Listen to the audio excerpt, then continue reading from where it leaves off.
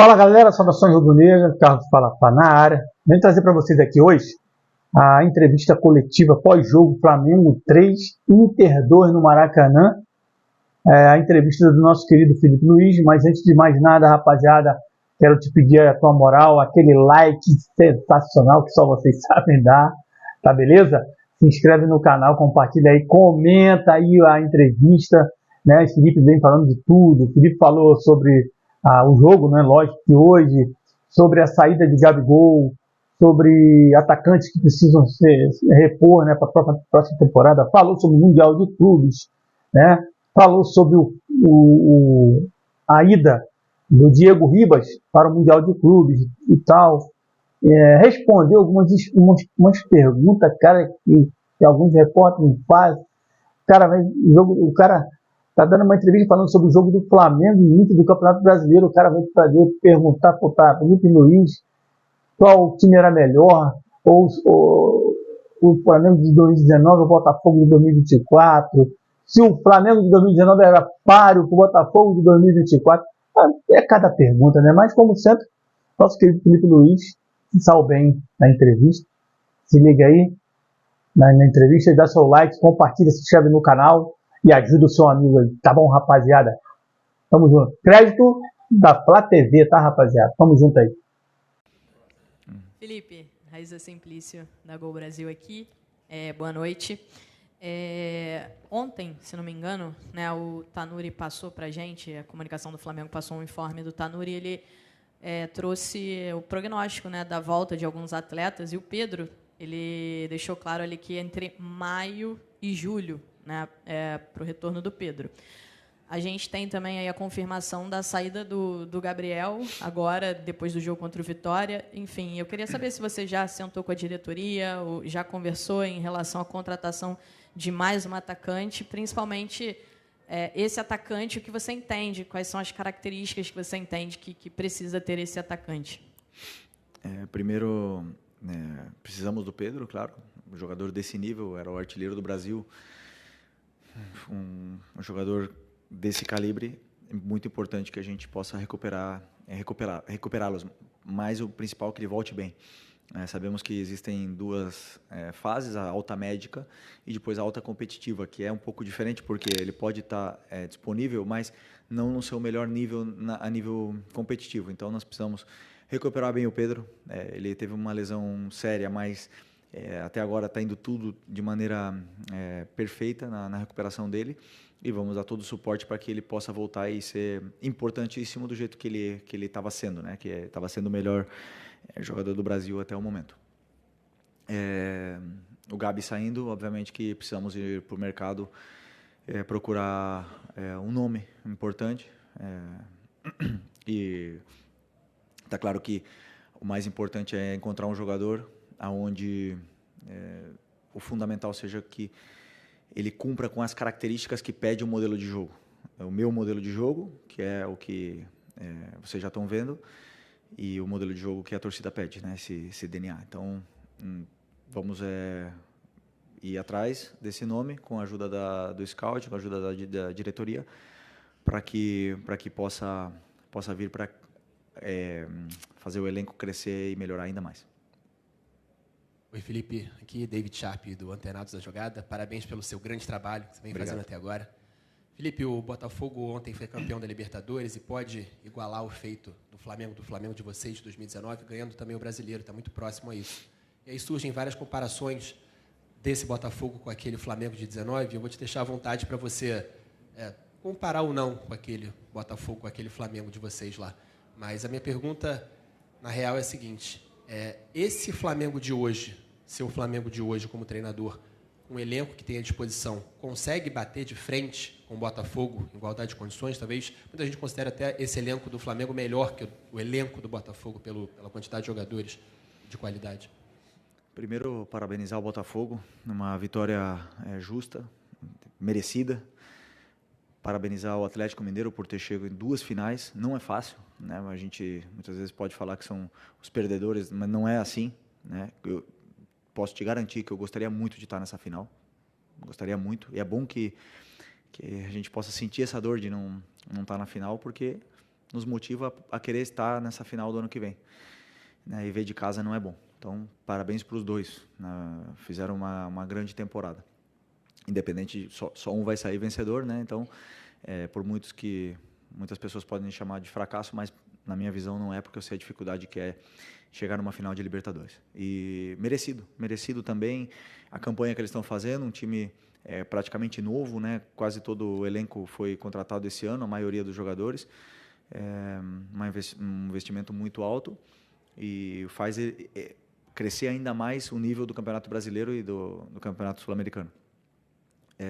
Eu acho muito injusto, né? As comparações não são justas. O futebol é outro, os jogadores são outros. Cada ano que passa, o futebol evolui e nós fomos os melhores de 2019, naquela época, e o Botafogo está sendo o melhor de 2024. Né? O Campeonato Brasileiro é o campeonato mais difícil e eles estão numa grande temporada, merecido. Mas, vamos lá, são 4... Eu sempre penso assim, todo mundo começa com os clubes da Série A começam com a possibilidade de disputar 4 títulos no ano. O estadual, o brasileiro, a Copa do Brasil e a Libertadores. O Flamengo conseguiu conquistar 2 desses 4, né? E o Botafogo provavelmente vai conquistar os 2. Claro que são de importâncias diferentes, mas na minha visão é isso. E esse grupo de jogadores conseguiu manter, né, a ambição até o final. E eu sim penso que o meu elenco é muito qualificado. O meu elenco é um dos mais fortes da América, se não o que mais. E por mais que outros times possam chegar em finais ou conquistar, eu acredito cegamente nos meus jogadores e no elenco que eu tenho na mão. Já falei para vocês, nunca dou desculpa enquanto a isso, porque, na minha opinião, eu tenho o melhor elenco.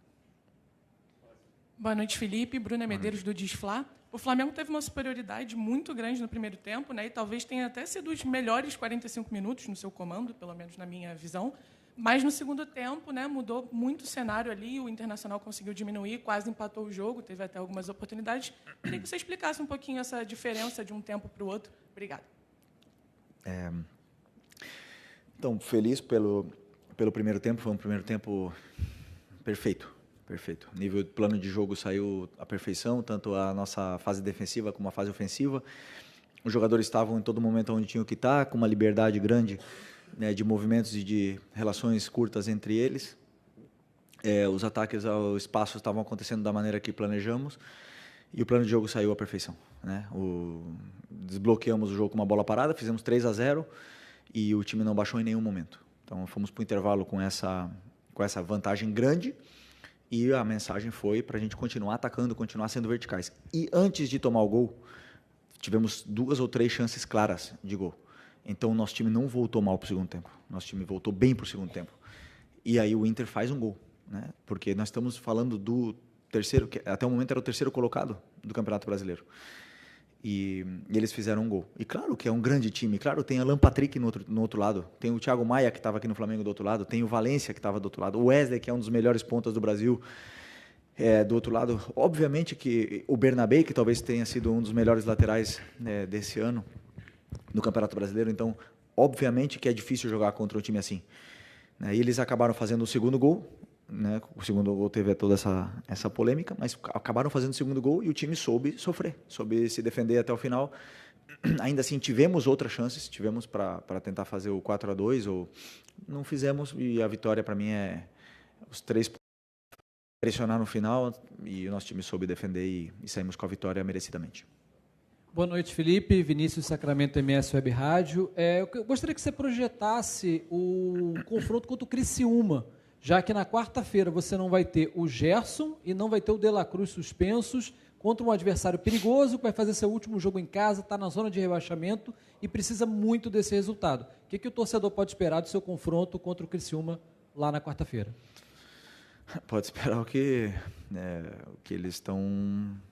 que nossos jogadores falem no campo. É a única coisa que eles podem esperar, que a gente possa ir para Criciúma com os jogadores que estão muito bem, trabalhando, estão com confiança, foram campeões, querem jogar, querem continuar melhorando, querem competir entre eles, estão treinando forte, vamos para Criciúma para fazer um jogo é do mesmo nível que fizemos de hoje, fizemos o mesmo nível que fizemos no Cuiabá, contra o Fortaleza, e tentar vencer, que essa camisa ela exige vencer, vencer, vencer. Então, assim, não tenho nada a prometer, senão trabalho, preparar bem um jogo contra o Criciúma. É um adversário que vem numa fase que não é tão boa, está no rebaixamento, joga com nervosismo, e a gente tem que jogar com as nossas armas para poder vencer. Boa noite, Felipe. Aqui, boa noite. Gabriel Alfa, canal Paparazzo Rubro Negro. Felipe, nessa semana a gente vai ter o sorteio do Mundial de Clubes, lá nos Estados Unidos, que o Flamengo vai ser representado pelo presidente Rodolfo Landim e por um legend, que é o Diego Ribas. Eu queria saber se te animaria a possibilidade de no futuro, você ter o Diego Ribas com você, seja na comissão técnica ou no departamento de futebol no geral, e se você puder falar também sobre a expectativa para esse sorteio, quanto pode ser importante para o caminhar do Flamengo nesse Mundial. Obrigado. O sorteio, para mim já é uma honra poder disputar esse Mundial. Isso quer dizer que a gente fez bem as coisas nos anos anteriores, que nós somos um dos participantes desse Mundial, Super Mundial de Clubes. Independente do adversário, vai ser muito complicado, muito difícil, estão os melhores do mundo ali nesse torneio, e vamos, sem nenhuma dúvida, para tentar fazer um excelente torneio. Sobre o Diego, grande amigo, um dos melhores amigos que eu tenho na minha vida, e sei do qualificado que ele é, do inquieto e um cara que está sempre querendo melhorar, sempre aprender, sempre evoluir. E se um dia ele decidir trabalhar no futebol novamente, seria uma honra poder trabalhar com ele de novo. Mas, repito, não sabemos o futuro, não sei o que vai acontecer, temos aí uma eleição pela frente que não depende de mim, não depende de nada. A única coisa que eu posso focar é na equipe. Então, as pessoas que estão agora estão ajudando muito, e as pessoas que estarão no ano que vem não é uma coisa que me preocupa nesse momento.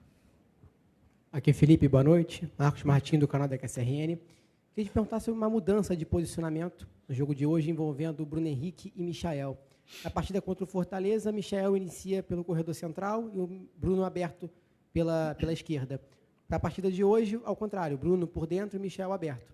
Queria te perguntar primeiro o motivo dessa modificação e também se você observou que o rendimento de ambos foi melhor em comparação com o jogo contra o Fortaleza.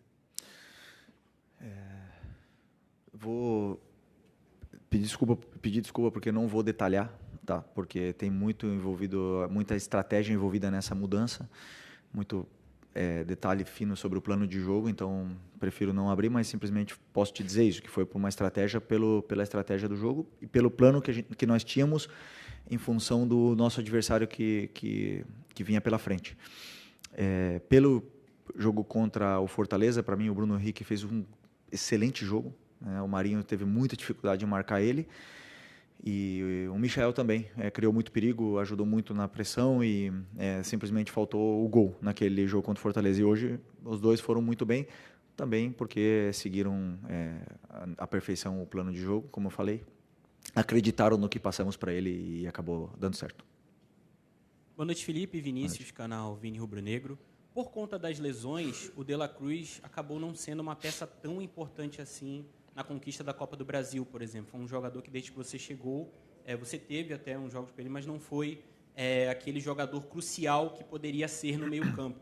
Hoje ele entrou, fez a sua primeira partida como titular depois da lesão e deu uma assistência, criou outras boas chances. Queria saber o que você espera do De La Cruz para 2025 e a importância de ter um meio-campo com grandes jogadores como Gerson, De La Cruz, Arrascaeta e até o Alcaraz. Permita-me discordar, o De La Cruz foi muito importante para mim na Copa do Brasil, muito importante. Primeiro jogo contra o Corinthians aqui, fez um jogo perfeito. Segundo jogo na volta, se esvaziou até machucar. Um cara que não pediu para sair, estava com dor, estava provavelmente já com uma lesão e jogou tudo que aguentou. E ele fez parte do processo onde o Everton melhorou e cresceu também. Porque quando um jogador está fora, no caso do Everton, e vê Eric e vê De La Cruz jogando, ele também aprende. Então, para mim é muito importante. O De La Cruz, o Everton, o Alan, que vem jogando menos, os jogadores, os meio-campistas, no caso o Gerson também, que pode jogar aí, para mim são o coração do meu time. São os jogadores mais importantes e eu preciso muito deles. Então, para mim é muito bom poder recuperá-lo ele recupere sensações, hoje ele fez tudo também que eu pedi e o futebol dele cresce. O futebol de 2 volantes que jogam se compenetrando tanto, cresce. Então a gente vê que o Everton está crescendo muito, o Nico vem jogando cada vez melhor, o Eric, nem vou falar dele, assim, jogador de nível Barcelona. Então, e quero muito poder recuperar o Alan também, essa qualidade que ele tem. Então, assim, estou muito feliz e bem servido com os volantes que eu tenho. Felipe, aqui à sua esquerda, Renan Moura, da Rádio Globo CBN. Queria saber qual é o planejamento que você traça para o Gabigol nessas últimas 2 partidas, quais são as lições e o saldo dessa relação, já que não é o fim de uma carreira, né? Mas sim o fim de um ciclo que ele completa, né? Deixando aí a alcunha de um ídolo com a grandeza de um clube como o Flamengo. O Gabi, todo mundo sabe o carinho e o amor que eu tenho por ele. O cara que eu quase considero como um filho, né? Mas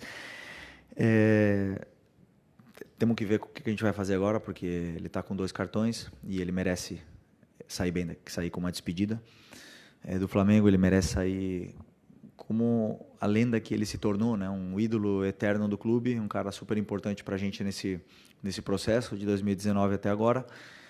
E vamos ver como a gente resolve essa situação para o último jogo, para que a torcida possa brindar esse amor que tem por ele, esse carinho que tem por ele, e que ele possa receber de volta todo, né, o carinho que ele deu para todos, porque ele é parte, história viva do Flamengo, e eu acredito que sim, ele merece sair bem. Não está se aposentando, como tu falou, mas é um cara que merece o carinho de todos. Boa noite, Felipe. Léo José, do Coluna do Fla. Uma das principais queixas da torcida é a falta de finalização em alguns momentos, né? Finalização quando o time tem a clareza para chutar, às vezes acaba dando um toque a mais. Contra o Cuiabá, aí vai uma visão pessoal, contra o Cuiabá eu notei que faltou um pouco mais de finalização certa em alguns momentos. Contra o Fortaleza também. Aí vou dar o exemplo do Michael. Contra o Cuiabá ele conseguiu driblar 2 vezes lá a zaga, né, do Cuiabá em 2 jogadas e não finalizou. E agora contra o Fortaleza também aconteceu algo semelhante, só que nesse jogo agora nesse jogo de hoje, contra o Inter, o Michel chutou e fez os 2 gols.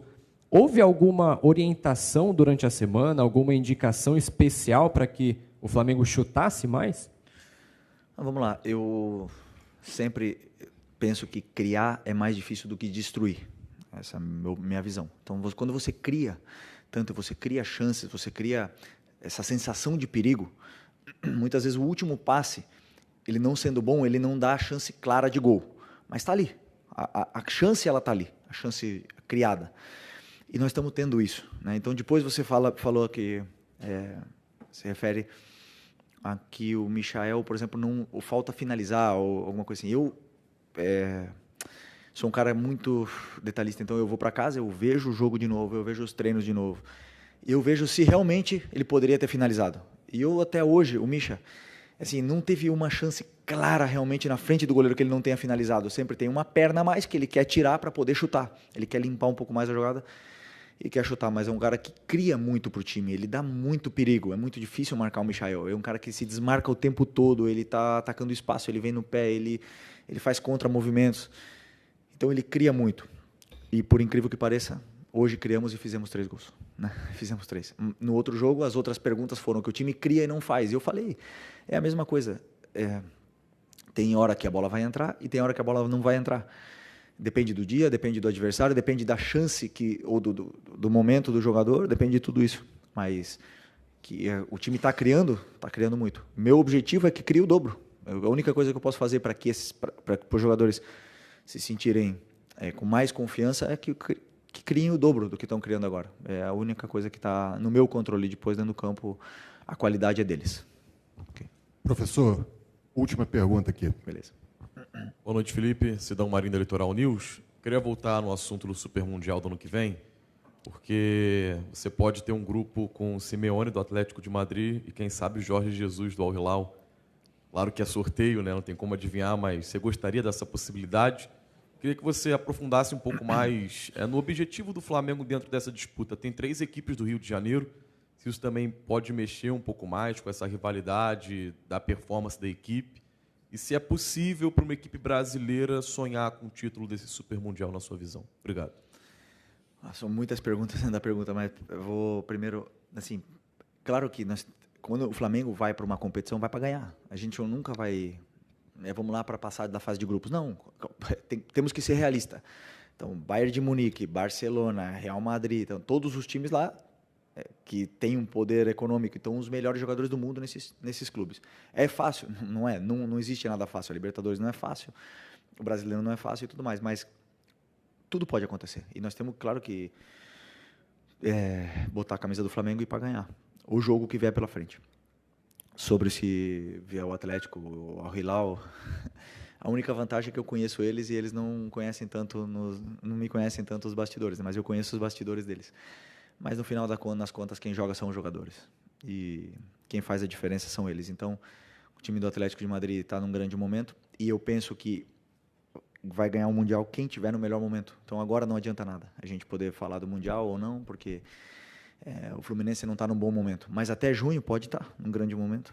E pode acontecer ao contrário com o Botafogo, ou com o Real Madrid, ou não sei, com qualquer outro clube. Então, é muito cedo para falar do Mundial. Tem muita coisa ainda pela frente. E a única coisa que eu posso repetir é que é um privilégio estar lá. Valeu. Muito obrigado, gente.